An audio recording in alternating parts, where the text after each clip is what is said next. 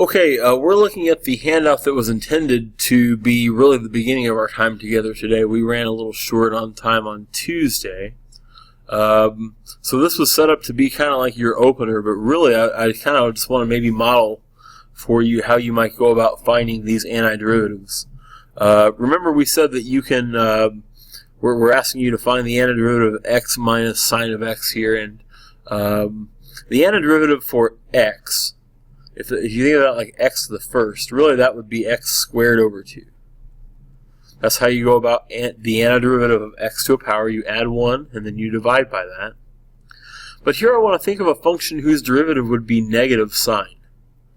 So I'm thinking something about cosine, but maybe I should guess and check and try and figure out which one. If I write plus cosine, the derivative of positive cosine is negative sine. That's really what I want, isn't it? So how about x squared over 2 plus cosine of x, and I don't want to forget my constant c. Don't forget that you can always check your answer by taking the derivative of your expression. So if I differentiate this expression, I should get back to x minus sine of x, and I think you'll see that I do. Looking over here, I've got the antiderivative of secant of y times tangent of y minus secant of y. And I'm going to suggest that we try this idea. Try distributing that through to say I need the antiderivative of secant of y times the tangent of y minus secant times secant would be secant squared of y.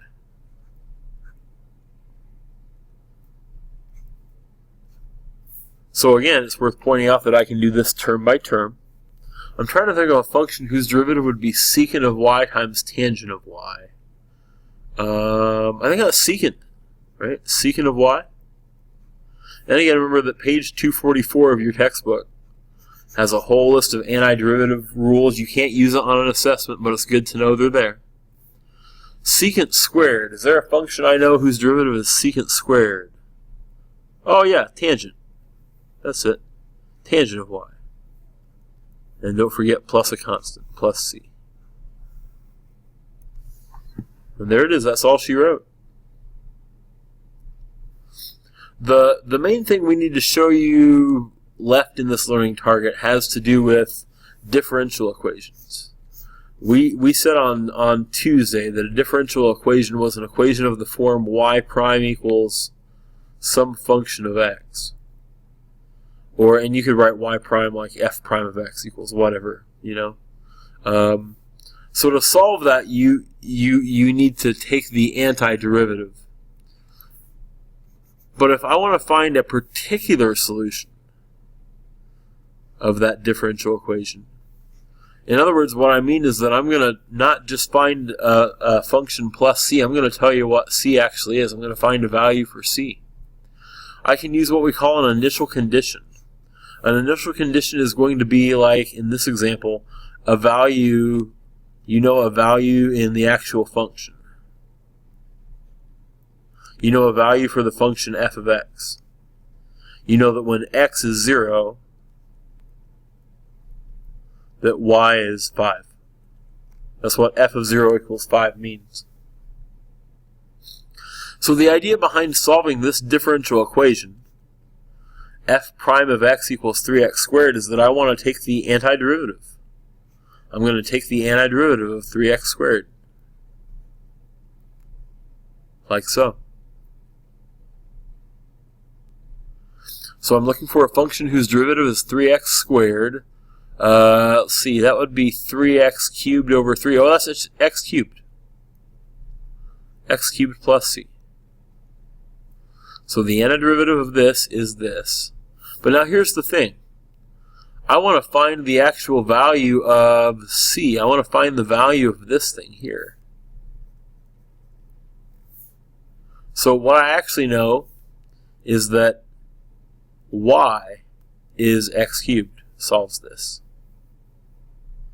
If I take the derivative of y prime would be 3x squared.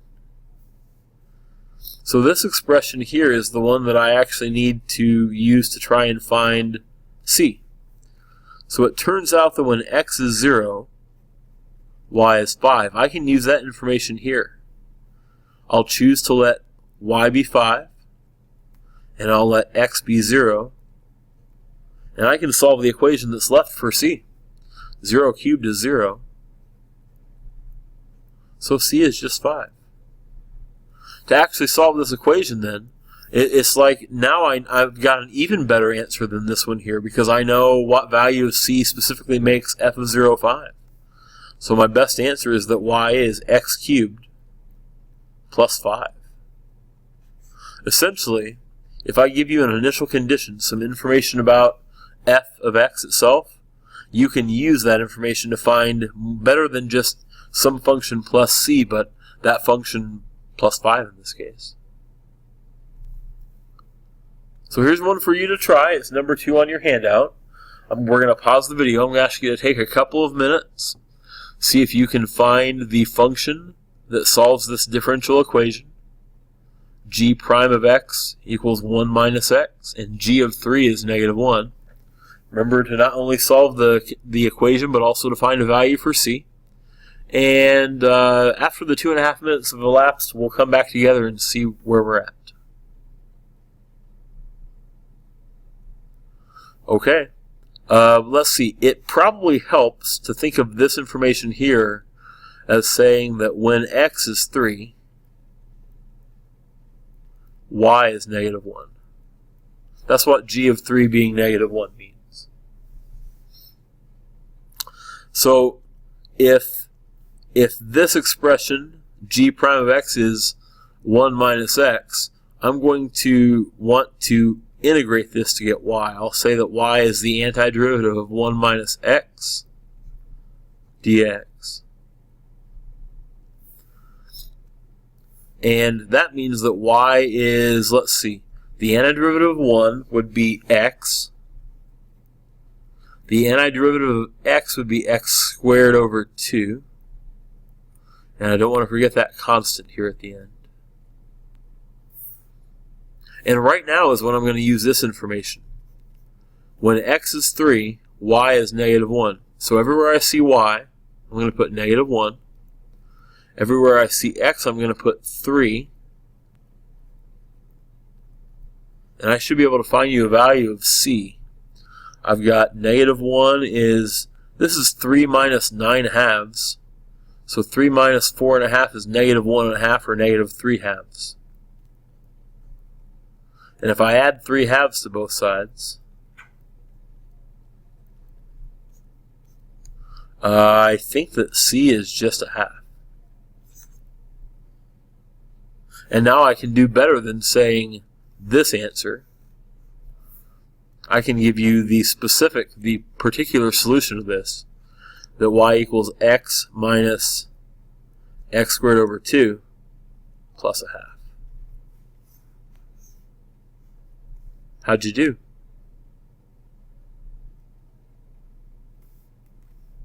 We'll try a couple more of these together. Here's number 3. Oh man, trig, yuck. We can do it though. If f prime is 4 cosine of x, here's my initial condition. I know that y then, you could also write that as f of x if you'd rather. That f of x is, I think I'll do that one this way. You can write y, you can write f of x, it's fine either way. The f of x would be the antiderivative of 4 cosine of x. Don't forget that differential there. These are bookends. So I'm looking for a function whose derivative is 4 cosine of x. Let's see. Does 4 sine of x work? If you take the derivative of 4 sine of x, wouldn't you get 4 cosine of x? You would. Okay. And now I know, from using my initial condition, that when x is pi over 2, y is square root of 2. So I'll plug those in for x and y. We get square root of 2 is 4 sine of x plus c. Oh man, my trig. Sine of pi over 2. Pi over 2, alright, on the circle. Pi over 2 is right there, and the sign was the y-coordinate. That's 1. That's 1. So the value for c would just be square root of 2 minus 4, which is a weird number, but it's okay. So now that I know the value for c, I'll write my answer, that f of x, where you can write y equals, again, is 4 sine of x plus square root of 2 minus 4.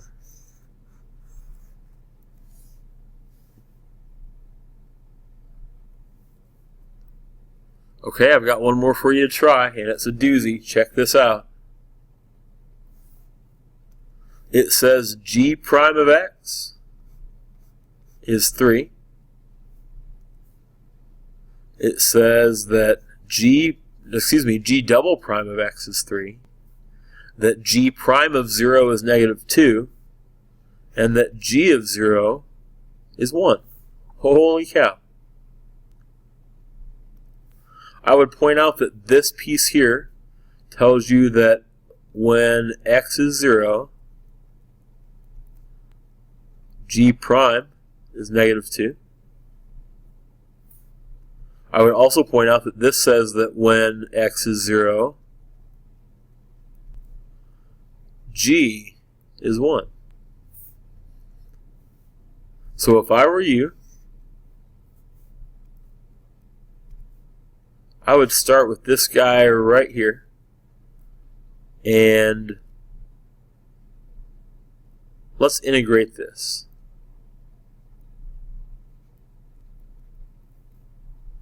Of course, really, if I integrate this, I'm getting g prime of x.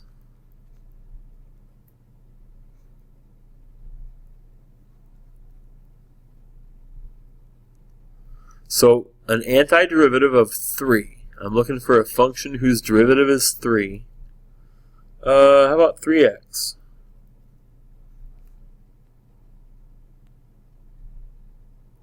Now, I know for g prime,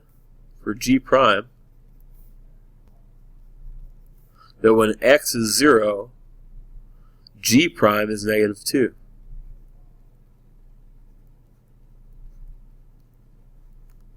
And I think I can use this to show you that c is negative 2. So instead of this answer, how about we say that g prime of x is not 3x plus c, but 3x minus 2. But I'm looking for g of x. So g of x, I need to antidifferentiate this to get to g of x. So g of x is going to be the antiderivative of 3x minus 2.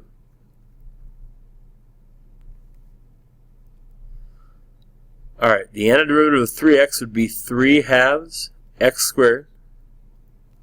The antiderivative of 2 would be 2x. And I've got plus another constant c. I already found the first one. I've got another one. And now I would remind you that when x is 0, g of x is 1. So this is g of x, but I can put a 1 in for g of x and a 0 in for x. And of course this one's nice because both of those terms go away and I get that constant c to be 1. And I can plug that back in right here. So my final answer comes down to 3 halves x squared minus 2x plus 1. And there she is. Okay, on your handout today, you have listed this assignment. This is what I want to see worked on Monday. You will take your mastery assessment on Monday as well. So use the rest of this time today to be ready. And again, I apologize for missing you. I hope you have a great rest of your day. And I look forward to seeing you guys next week. Take care.